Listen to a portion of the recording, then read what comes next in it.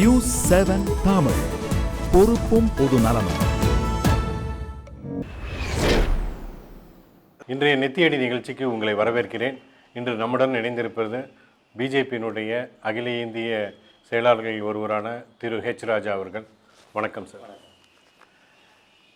Sir, இப்போ சமீபத்தில் தமிழ்நாட்டில் இருக்கக்கூடிய அரசியல் பரபரப்பை உங்களை சுற்றி தான் நடந்து வருகிறது. அதுவும் நீங்கள் வைகோவை குறித்து குறிப்பிட்ட சில வார்த்தைகள், அதை இப்பொழுது நீங்கள் வாபஸ் பெற்றுக்கொள்கிறீர்களா? இல்லை, இதில் வாபஸ் வாங்கிறதுங்கிறதே இல்லை. அதாவது நான் சொன்னது ஒரு ஃப்ரெண்ட்லி காஷன் தான். என்றால் தொடர்ந்து வைகோ அவர்கள் பாரதிய ஜனதா கட்சியினுடைய பிரதம மந்திரி திரு மோடி அவர்களையும் உள்துறை அமைச்சர் ராஜ்நாத் சிங் அவர்களையும் பொறுமையில் பேசி, இது மானங்கட்ட மத்திய அரசு, மோடியாக இருந்தான்னு எவனாக இருந்தான்னு இப்படின்னு பேசுகிறதுக்கு தான் நான் ஆட்சேபனை பண்ணியிருக்கேன். நான் அதாவது ஒரு இந்த ஆட்சி வந்த உடனேயே கூட கருப்பு கொடி ஆர்ப்பாட்டம்னு சொல்லி டெல்லியில் முதல்ல எடுத்த உடனேயே ஒரு அபஸ்வரமாக அரசியல் நடவடிக்கை மேற்கொண்டார் வைகோ. அதுவே ஒரு நல்ல சைனாக தெரியலை. இருந்தாலும் சரி, அவருடைய விமர்சனங்களை நாம் பொருட்படுத்தலை. ஆனால் அவர் நவம்பர் 4ஆம் தேதி பேசும்பொழுது அந்த 5 மீனவர்களுக்கு தூக்கு தண்டனை கொடுக்கப்பட்டதற்கு இதற்கு மோடி காரணம், இந்த மானங்கட்ட மத்திய அரசு என்ன செய்து கொண்டு இருக்கிறது, மோடி உனக்கு தெரியாதா அப்படின்ற துணியில் பேசினார். அதாவது அந்த வழக்கு 12லேருந்து நடந்து கொண்டு இருக்குது. 5 மீனவர்கள் தூக்கு தண்டனை கொடுத்ததுங்கிறது எங்களுக்கும் வருத்தமாக தான் இருந்தது. அதனால தான் உடனே வெளியுறவு அமைச்சர் சுஷ்மா ஸ்வராஜ் இலங்கையின் வெளியுறவு அமைச்சரை தொடர்பு கொண்டு பேசினார். இந்திய தூதர் சிறையில் போய் 5 மீனவர்களை சந்தித்தார். அதற்கு பிறகு அவர்களுக்கு வழக்கு தொடர்வதற்கான எல்லா நடவடிக்கையும் மேற்கொண்டார்.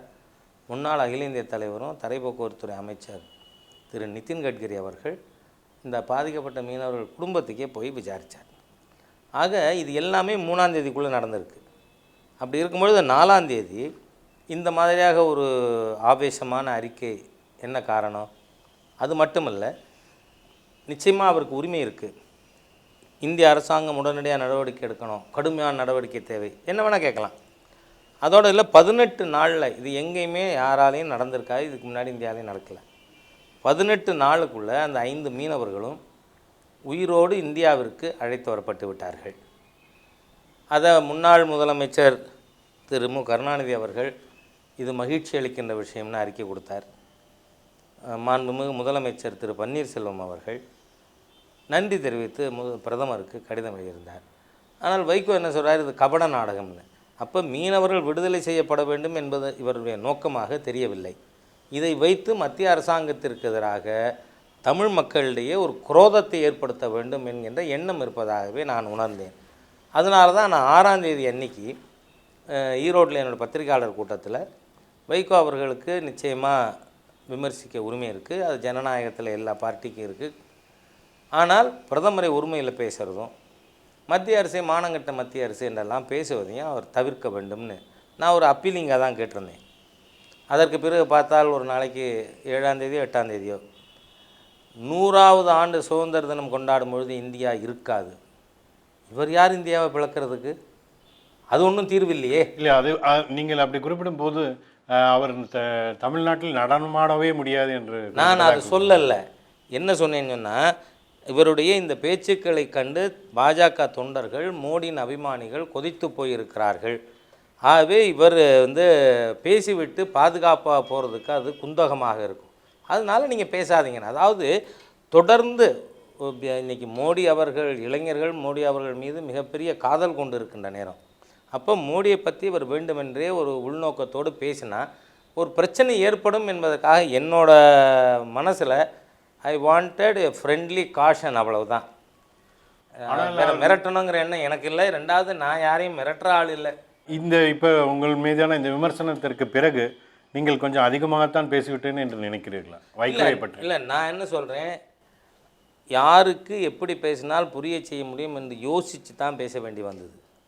காரணம் என்னென்னா, எல்லா நேரத்திலும் அட் எவ்ரி கன்சீவபிள் ஆப்பர்ச்சுனிட்டி பிரதமருக்கு எதிராக ஒரு வெறுப்புணர்வை தமிழ்நாட்டில் பரப்ப வேண்டும் என்று ஒருவர் திட்டமிட்டு செயல்படும் பொழுது நாம் நம்ம உணர்வுகளை எப்படி வெளிப்படுத்தாமல் இருக்க முடியும்? அவர் உங்கள் கூட்டணி கட்சியினுடைய ஒரு தலைவர், அவர் ஏன் அப்படி நடத்த வேண்டும் என்று நீங்கள் நினைக்கிறீர்கள்? இல்லை, அவர் நான் என்ன சொல்கிறேன், இது ஒன் இஷ்யூ பொலிட்டிக்கல் பார்ட்டியாக இருக்கார் வைகோ. நீங்கள் பார்த்தீங்கன்னா வைகோவுடைய இது நான் அவருடைய கட்சி பற்றி பேசுகிறதுக்கு அவசியம் இல்லை.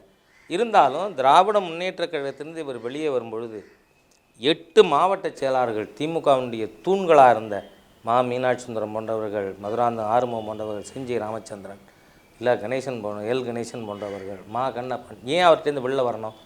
அவர் என்னென்னா ஒரு லாஜிக்கே பார்க்காம ஒரு மூர்க்கத்தனமாக ஒரு விஷயத்தை கையில் எடுத்து அவர் அளவுக்கு அதிகமாக போராடக்கூடிய ஒரு காலகட்டத்தினால தான் இன்றைக்கு இந்த மாதிரி சூழ்நிலை இருக்குது. எந்த விதத்திலும் மோடி அவர்கள் அரசாங்கத்தை இவர் விமர்சிப்பதற்கு நியாயமே இல்லை.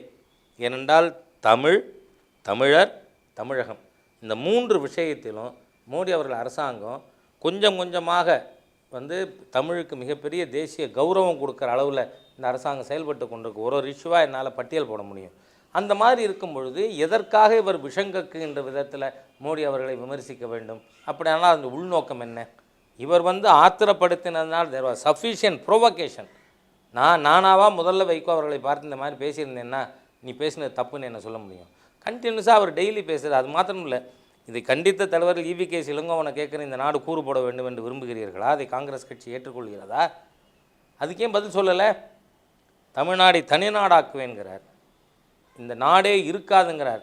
அப்போ அந்த மாதிரி பேசும்பொழுது உங்களுடைய கோரிக்கைக்கு இது தீர்வு இல்லை. நான் கேட்குறேன், நதிநீர் பிரச்சனைகளுக்கு தமிழ்நாடு தனிநாடானா கேரளாவும் கர்நாடகமும் ஆந்திராவும் வரிசையில் நின்று தண்ணி கொடுக்குமா? இன்றைக்கி இருக்கின்ற எல்லா பிரச்சனைக்கும் தீர்வுங்கிறது அண்டர் ஒன் நேஷன்.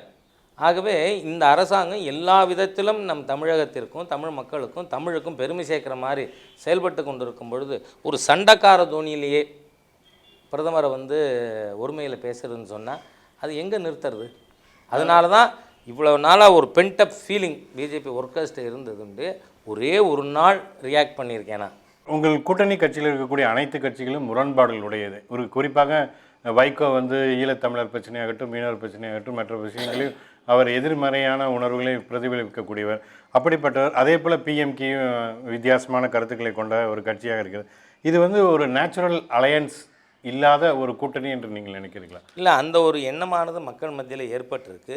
இருந்தாலும் கூட ரெண்டுலேயும் வித்தியாசம். டாக்டர் ராமதாஸ் அவர்கள் எப்பொழுதுமே பிரதம மந்திரியவோ அல்லது மத்திய அரசாங்கத்திலேயோ அநாகரிகமான வார்த்தைகள் கொண்டு அவர் விமர்சிக்கவே இல்லை. அதான் வித்தியாசம் இங்கே. இப்போ இதே மாதிரி எல்லா இஷ்யூலையும் டாக்டர் ராமதாஸ் அவர்களும் கருத்து தெரிவிச்சிருக்கார், அரசாங்கத்தின் சில முடிவுகளை எதிர்த்து பேசியிருக்கார். ஆனால் நாம் கோவப்படுற மாதிரியா இல்லை. அது இந்த மாதிரியாக பிரதமர் அதோடு இல்லை, தமிழ்நாட்டுக்குள்ளேயே மோடி அவர்கள் தமிழர் விரோதிங்கிற மாதிரியாக ஒரு கேம்பெயின் ஆஃப் ஹேட்ரெட் இதை செய்கிற மாதிரியாக இவருடைய நடவடிக்கை இருக்கிறதுனால தான் நாம் ரியாக்ட் பண்ண வேண்டி வந்தது. இப்போ இந்த சூழலில் உங்கள் கூட்டணி தொடருதா தமிழ்நாட்டில்? நான் சொல்கிறேன், கூட்டணியை பற்றி முடிவு செய்ய வேண்டியது ஆல் இண்டியா பார்லிமெண்ட் போர்டு. ஆனால் இல்லை, நீங்கள் ஒரு தேசிய செயலாளர். ஆமாம், உங்களுடைய கருத்து ஏற்றுக்கொள்ளப்படும். இல்லை, கூட்டணியில் என்ன இருக்க வேண்டும், யார் இருக்க வேண்டும் என்பதை பற்றி நான் அது தேசிய தலைவர்னு சொல்லுவேன். என்னோட ரியாக்ஷனே பிரதமரை, உள்துறை அமைச்சரை இவர் இந்த மாதிரி பேசி மத்திய அரசாங்கத்தை மானங்கட்ட, அவ்வளோ மானங்கிட்ட போயா இருக்கும், மானங்கிட்ட மத்திய அரசுன்னு பேசினதுனால தானே ஒழிய மற்ற விஷயங்களை மத்திய தலைமை முடிவு பண்ணும். ஏன்னா கூட்டணி பற்றி முடிவு செய்கின்ற அதிகாரம் மாநில யூனிட்டுக்கும் கிடையாது, தனிப்பட்ட நபருக்கு கிடையாது. அகில இந்திய பார்லிமெண்ட் போர்டு தான் இதை பற்றி முடிவு பண்ணும். தொடர்ந்து இது குறித்து விவாதிப்போம் ஒரு சிறிய இடைவேளைக்கு பிறகு.